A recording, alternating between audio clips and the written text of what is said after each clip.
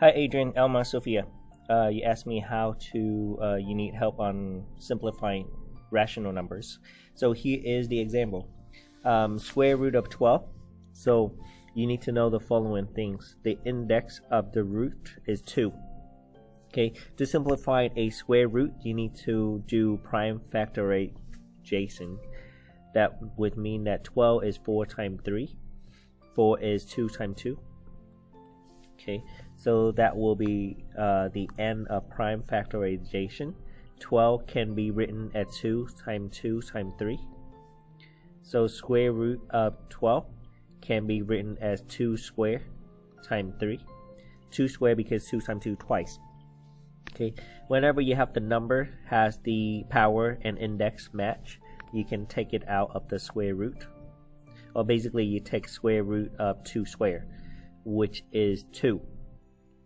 And the 3 does not have a root, so the 3 doesn't have a power matching with the index, so 3 stay inside of the square root. So square root of 12 is 2 times square root of 3. Okay. Alright, if you can get pause the video, do B and C before I walk you through it. 54 is the factor of, I will divide by 2. 54 divided by 2, that will give you what, 27. 27 we have is 9 times 3 give you 27, and 9 is 3 times 3. Okay, so now we're going to check the index. The index is 3. That will tell you that a number to get out of the cube root, you need to have the power is 3. 54 is the factor of 2 times 3 times 3 times 3. That means 2 times 3 to the third power, because 3 times 3 times 3, 3 times. Now you have the index is 3. Oh, I didn't mean that. The index was 3. Number 3 has the power is 3, matching with the index. So number 3 can go outside. So that will give you 3 cube root of 2.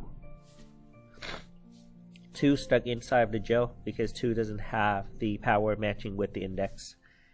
Okay, I call gel and key.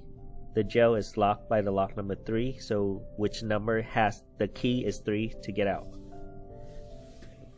I know it doesn't make sense what I just said. It's just a short explanation for you there. Okay. C. So the index for C is 2. If there's no number, it means that square root it means 2. So you're gonna factor the 50 as 2 times 25 or 5 times 10, either one. 25 is 5 times 5. So square root of 50 can be written as 2 times 5 times 5, which is 2 times 5 to the second power. 5 has the power matching with the index, so 5 can go outside of the root. That will give you 5 square root of 2. That will be it. Okay.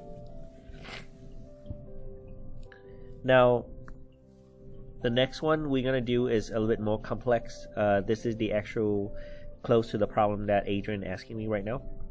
So square root of 125, same concept. You're going to break it down as 125 is 5 times 25. 25 is 5 times 5.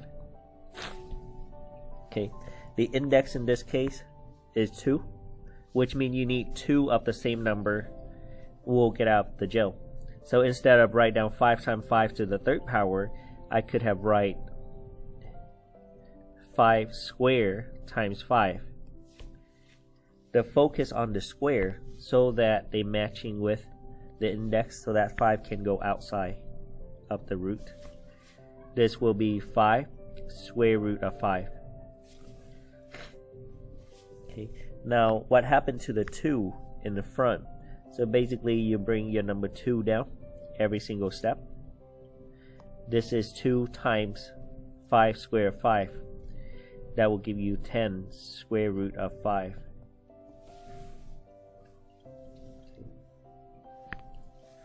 You bring number 2 down all the ways, and it's represent 2 times the root. 10 because 2 times 5. Okay. Now we're going to look at 20. 20 is a factor of 4 times 5. 4 is 2 times 2. So square root of 20 is square root of 2 square times 5. Okay, the index here is 2. So only number 2 has the power matching with the index. So only the 2 can go outside. That will be 2 square root of 5. Okay, then we bring the sign down. It was addition all the way.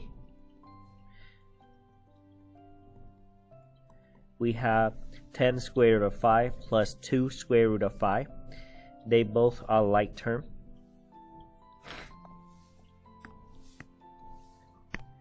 You have 10 square root of 5 plus 2 square root of 5. It's like you have 10 apples plus 2 apples. You're going to have 12 square root of 5, 12 apples. Okay, the square of 5 is determine who are like term, and then the number in front of square of 5 indicates how many of them that you have. Alright guys, good luck on your final review. Okay, see you in the next video.